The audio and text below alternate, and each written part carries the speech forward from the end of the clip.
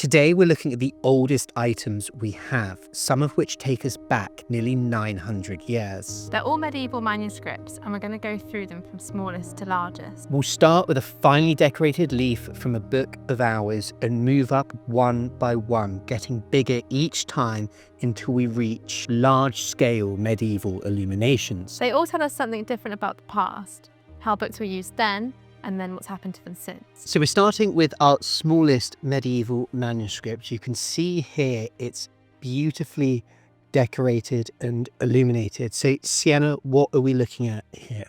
So we're looking at a leaf from a calendar, which is in a book of hours. This leaf covers April, and you can see down the side that it's got different feast days and saint days for that month. And so can we tell roughly how old this leaf is? Yeah, so it's the 15th century, which you can kind of tell through the different decoration that's used and the style. So we're looking at something then from the 1400s, so possibly before the printing press comes to Europe, when all books will have been like this one is, handwritten. And we can see we've got some different elements of decoration to this leaf. Yeah, so we've got some ivy vine leaf at the top, which kind of encapsulates the initials as well, which has got some gold, red and blue. We can see kind of larger version at the top and then smaller versions lower down. And we have the same on the other side as well. And then one thing that I quite like about this leaf is that we can see it's got these very wide margins. So if you're actually looking at the leaf as a whole, the actual portion of it that's written is relatively small. And that might seem like sort of waste to us to not use all the space, but this is actually a sign of luxury in the Middle Ages. Yeah, this is because parchment was so expensive and vellum was expensive to make.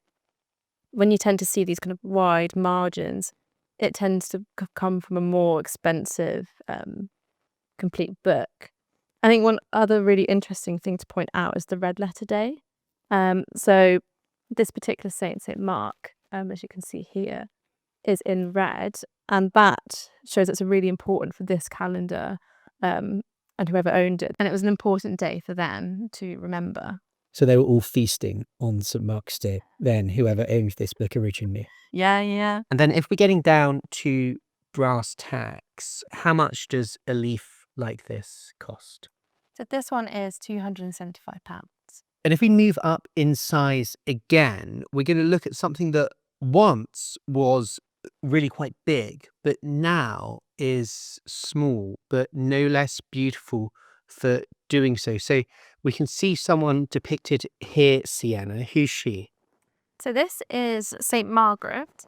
So St. Margaret was the patron saint of childbirth. So St. Margaret was born in Antioch towards the end of the 3rd century. And later in the Middle Ages, she was declared an apocryphal saint, but her story is still worth repeating. She was the daughter of a pagan priest, but converted to Christianity and vowed eternal chastity. And after she refused someone's marriage proposal, she was thrown in prison. There, it is said, she was visited by Satan in the form of a dragon, was swallowed by it whole, but emerged from the dragon completely unscathed. And here in this illumination, we can see all of that. So here we have a historiated O, and inside we have St. Margaret herself, and in the background you can see the dragon, which was Satan. So this beautifully illustrated O is all that now survives of this page, but this would have once been just one large initial letter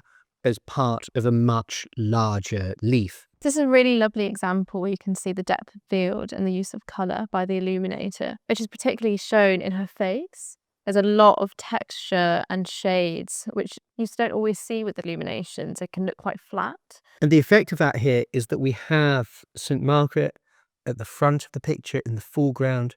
We've got our dragon, of course, sort of almost wrapped around in the background, and then the blue sky and clouds behind that still, giving us, as Sienna said, much more depth of field than we would normally see in a lot of medieval illumination. So this was probably made a little bit later than our previous leaf. This was done in Italy in the late 15th or perhaps the early 16th century. And Sienna, the price for an illumination like this? This is £2,500. The next manuscript that we're going to look at is not quite what it seems. It doesn't look much larger on the face of it than what we've looked at so far, but it's in truth twice the size. And it is both much, much older and much more modern than anything we've looked at so far in the video. And that's because this manuscript has been used much, much later in the 18th century as binder's waste. This is where scraps or fragments of manuscripts were used to bind books. So in this example here, we've got the medieval manuscript leaf covering the binding. This is quite what we call a limp vellum binding. And what's wonderful about this is that Sienna's actually been able to identify the text of the manuscript that has been used to cover the book. So this is from the Roman poet Prudentius. Yes. And this is from his Crowns of Martyrdom. And you can see the beginning here, which says, Mors sub aspectu Dei. Which is in Latin and is basically talking about death under the gaze or under the watch of God, which is pretty intense. And Sienna, the price for this manuscript and the book that it comes with? So it's 1,750. So moving up in size one more time, and we're going up a great deal here because here we have a beautiful, large, illuminated leaf from an antiphonary. As you can already see, this is really different from what we've looked at before because it's so richly illuminated. So here we have lots of really lovely border illuminations with both the acanthus leaves, some really lovely fruit, and some at the bottom of the leaf, 2 people picking berries. We also have 2 decorated initials. So this top one has a grotesque and the bottom one has really lovely flowers inside the B. And one of the central features of this manuscript is a really lovely historiated Pentecost illumination, as you can see here. So we've got the Holy Spirit in the centre. This is a really beautiful example of the medieval palette, which is really rich in colour. And you can see here with all the different leaves, berries, and it's really brought out by the use of liquid gold as well in the border. And then, of course, because this is a leaf, I'm still here, we have a reverse as well, which is beautiful, though not as rich as the other side. So we don't have the borders around the outside on the back here, but we do have 2 really rather lovely initials amidst the musical notation and lyrics.